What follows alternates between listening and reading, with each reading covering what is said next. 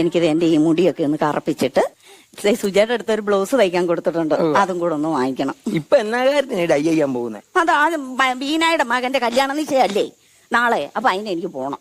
ആ പോയി മേടിച്ചോണ്ട് വരും, എന്നാന്ന് ചെയ്യും. അവിടെ ഒന്ന് വർത്താനം പറഞ്ഞ് നേരം കളയരുത് കേട്ടോ, വന്നേക്കണം ഇങ്ങോട്ട്. ഇല്ല. ആ അടി പോലെ ഇനി വന്നേ. എന്തുവാ? ഈ സുജയുടെ വീട്ടോട്ട് പോകാനായിട്ട് ആ സുകുമാറിന്റെ മിച്ചത്തോടെ കയറി വേണ്ട അങ്ങോട്ട് പോകാനായിട്ട്. അല്ല പിന്നെ എങ്ങനെ പോകും? ആ അങ്ങനെയാണ്, നീ പോകണ്ട. ബ്ലൗസ് ഞാൻ പോയി മേടിച്ചോണ്ട് വന്നോളാം. അയ്യോ, അതെനിക്കൊന്ന് ഇട്ട് നോക്കണ്ടേ? എവിടെ നിന്നിട്ട് നോക്കാൻ? സുജയുടെ വീട്ടിൽ ചെന്ന്. എടി ആ സുജയുടെ കെട്ടിയോന്റെ ഫോണിലെ ഡയറക്ടറോട് എന്നാ നിനക്കറിയാവോ? അതെങ്ങനെ എനിക്കറിയാം? അതാ എനിക്കറിയാം. ഞാൻ നിന്നെ പ്രേമിക്കുന്നു മാൻകിടാവേ, ആ ഒരു പാട്ടാ.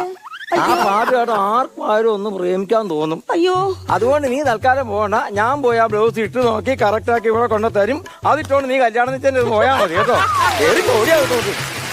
ലക്ഷക്കണക്കിന് ആളുകൾക്ക് നമ്മുടെ കേരള മാട്രിമോണി വഴി കല്യാണം നടന്നിട്ടുണ്ട്. മലയാളികളുടെ